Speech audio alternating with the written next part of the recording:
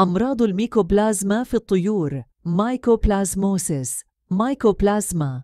الميكوبلازما هي ميكروب من أخطر الميكروبات التنفسية التي تصيب الطيور، وذلك لأن هذا الميكروب ليس من البكتيريا أو الفيروس، ولكنه يجمع خصائص من كلاهما، حيث أنه لا يحاط بجدار خلوي مثل البكتيريا، ولذلك فإن المضادات الحيوية التي تقضي على البكتيريا بتدمير الجدار الخلوي مثل البنيسلين والسيفالوسبورين لا تؤثر على ميكروب الميكوبلازما، وتسبب العدوى عن طريق التلامس القريب بين الطيور.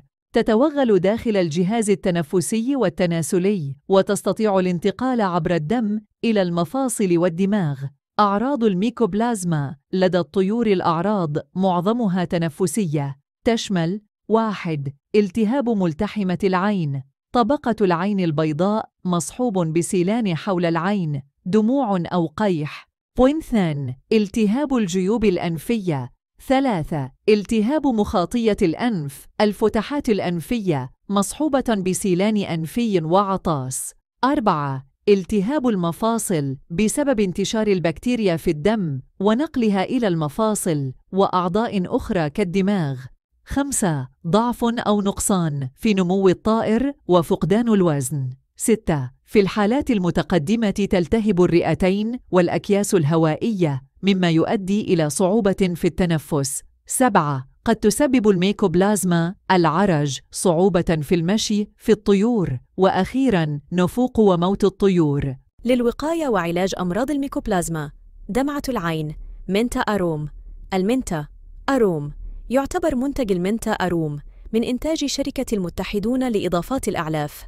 منتا أروم هو خليط بتركيزات فريدة من مجموعه من المركبات الطبيعية: منتول، منثول أويل، يوكالبيوتول، يوكاليبتوس، كارفاكرول، كارفاكرول، زيت الزعتر THY إمول، زيت الكافور كامفو، زيت الخروع، ذات التقطير البخاري المفلتر، والمدعمة بالسوربيتول والبروبلين جليكول وفيتامين.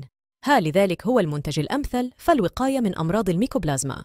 والميكوبلازما هي مجموعة منفصلة من الميكروبات، لا هي بكتيريا ولا هي فيروس، بل تأخذ من كلاهما صفات معينة، كما يستخدم في حالة الإصابات البكتيرية والفيروسية. الاستخدامات: في حالات الإصابة بالأمراض التنفسية مثل النيوكاسل، التهاب القصبة الهوائي، الإنفلونزا الميكوبلازما.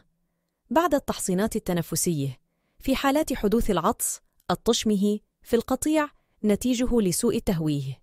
الجرعة للوقاية 6 ممسين من 100 ملي لكل لتر ماء شرباً الإصابة، 1 ملي لكل لتر ماء شرباً للرش، يرش رزاز 1 سم لكل لتر ماء بارتفاع متر من على أعلى الطائر، لشراء المنتج من شركة المتحدون لإضافات الأعلاف من على الواتساب.